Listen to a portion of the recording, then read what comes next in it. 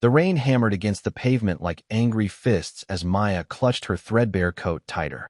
Water seeped through the worn soles of her shoes, each step a cold reminder of the bills she couldn't pay and the life she couldn't afford.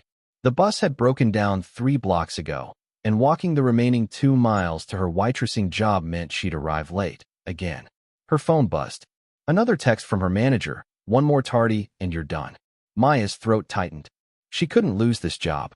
Not when the rent was already 2 weeks overdue. Not when her mother's medication cost more each month. Not when she was barely 24 and already drowning in responsibilities that felt like concrete blocks tied to her ankles.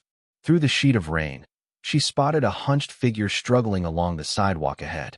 An elderly man, maybe 70 or older, leaned heavily on a cane that slipped treacherously on the wet concrete. He wore only a thin cardigan, plastered to his frail frame, his white hair dripping into his eyes. Maya's instinct was to keep walking. She was already late. She couldn't afford kindness right now. It was a luxury for people who had time and money and stable lives. But then he stumbled. Her feet moved before her mind could protest.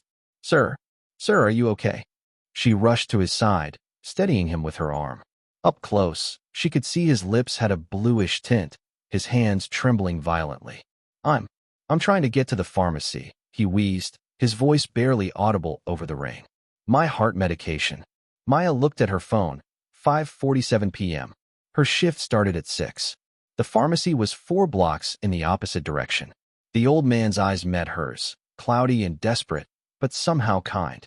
In them, she saw her own mother, saw every person who'd ever needed help and been passed by strangers too busy with their own survival.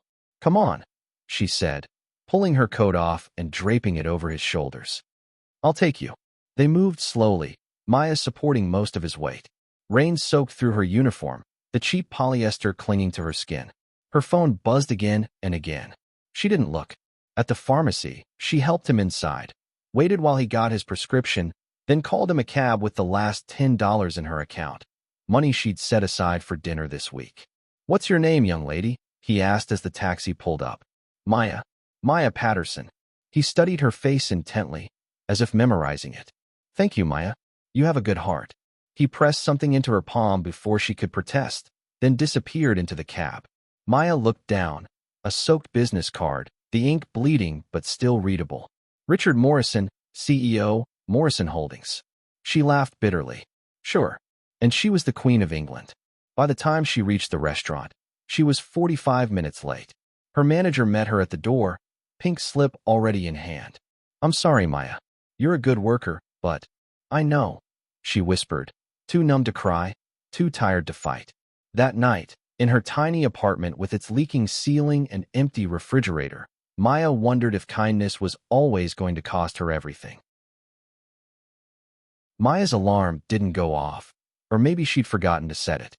Either way, she woke to harsh sunlight streaming through the broken blinds and a bone-deep dread settling in her chest. No job. Rent due in 3 days.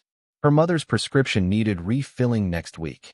She lay there, staring at the water stains on the ceiling, and allowed herself exactly 5 minutes to feel the crushing weight of failure. Then she sat up, smoothed her hair, and began rewriting her resume on her ancient laptop. Her phone rang at 9:30. Unknown number. "Miss Patterson? This is Jennifer Chun from Morrison Holdings." Maya's mind went blank. The business card. The old man in the rain.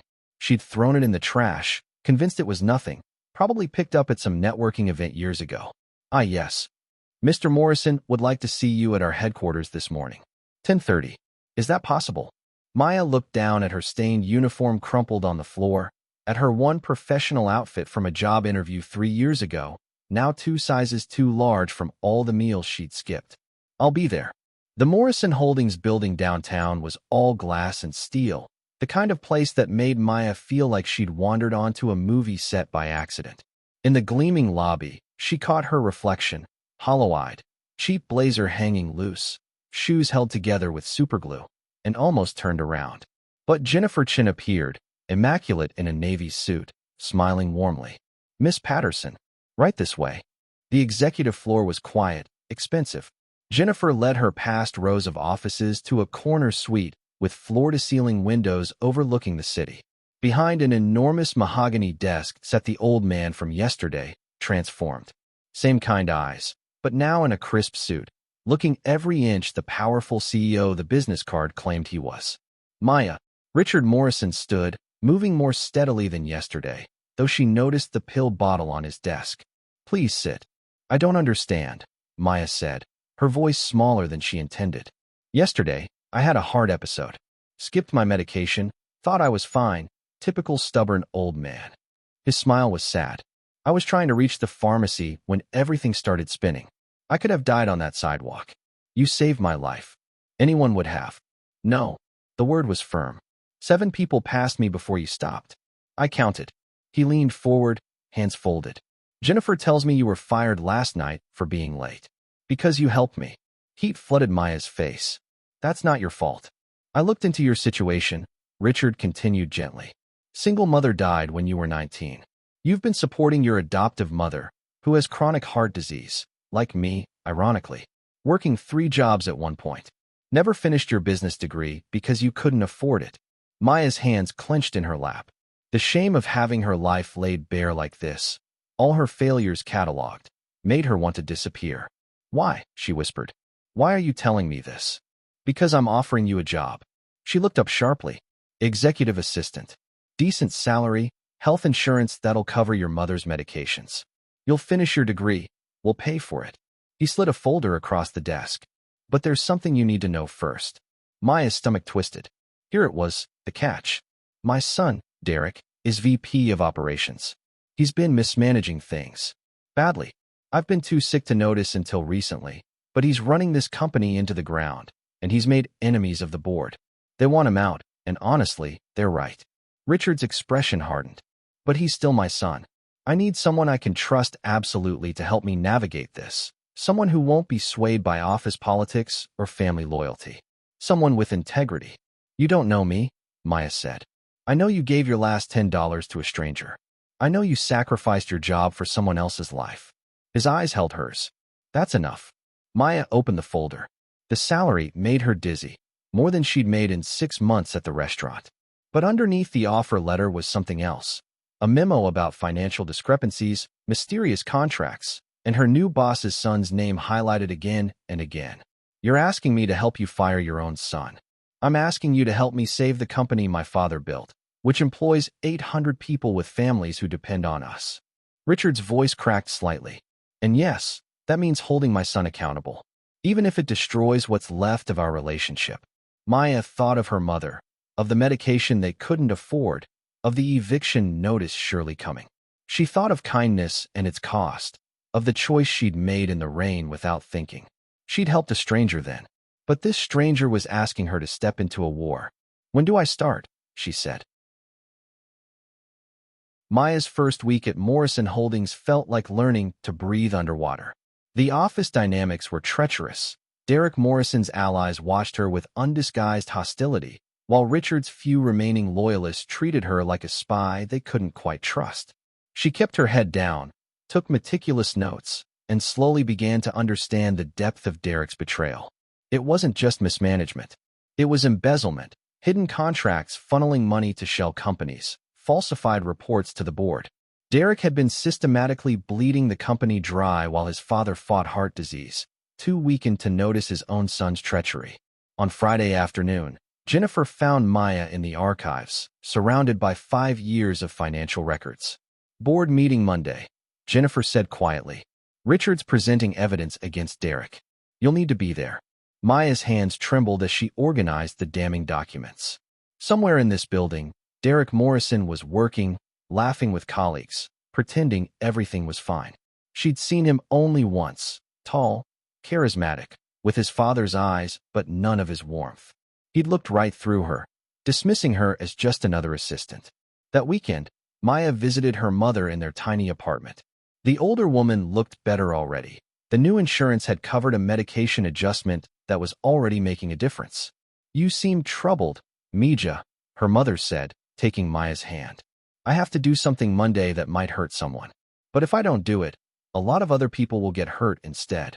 Her mother squeezed her fingers. You know what I learned when your birth mother left you on my doorstep?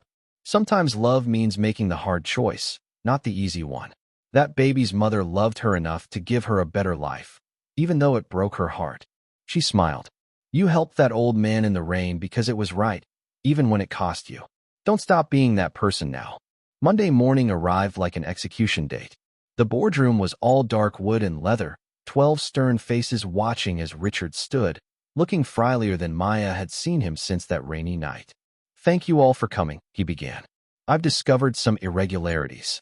The door burst open. Derek Morrison strode in, face flushed with rage. What the hell is this? Some kind of ambush. Derek, Richard started. Don't. Derek's voice cracked like a whip. He pointed at Maya. This is her doing, isn't it? Some nobody you hired off the street, and suddenly you're turning on your own son. Maya stood, her legs shaking but her voice steady. Mr. Morrison, these documents show systematic fund diversion over 18 months. Shell companies registered in your name. Falsified vendor contracts. The evidence is irrefutable. You have no idea what you're talking about, Derek snarled, advancing on her. Do you know who I am? I built this company while he was sick. You nearly destroyed it, Richard said quietly, and something in his tone stopped Derek cold. I wanted to believe the best of you. I made excuses, ignored warning signs because you're my son. But 800 employees depend on this company. Their families. Their futures. His voice broke. I can't sacrifice all of them to protect you. The room fell silent except for Derek's ragged breathing. I gave everything to this company, Derek whispered. And you're choosing her, some random stranger, over your own blood? I'm choosing what's right. Richard looked at his son with infinite sadness. Something I should have taught you better. The vote was unanimous. Derek was terminated, pending criminal investigation. He left without another word, and Maya felt no triumph, only the hollow ache of witnessing a family shatter. Afterward, Richard found her in her small office, staring at nothing. You did well today, he said. I don't feel good about it. Good people rarely do, when they make hard choices. He sat heavily in the chair across from her. I've been thinking about that night in the rain. You helped me without knowing who I was or what I could do for you, just because it was right. He smiled sadly. That's the kind of person this company needs. That's the kind of person I needed.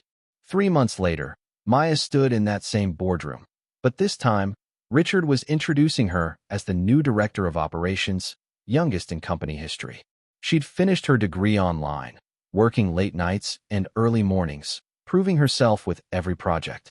But what she remembered most was a rainy evening, an old man struggling with his cane, and the choice she'd made without thinking. Kindness had cost her a job that night, but it had given her back something more valuable, proof that doing the right thing, even when it hurt, could change everything. Richard caught her eye across the room and nodded, a gesture of profound gratitude and respect. In his face, she saw echoes of that desperate man in the rain, and the father who'd loved his son enough to hold him accountable. Some storms, Maya had learned, you had to walk through to find the light on the other side. And sometimes, the people you helped in the rain turned out to be the ones who helped you save yourself. If you liked it, subscribe to the channel and enjoy these other amazing stories.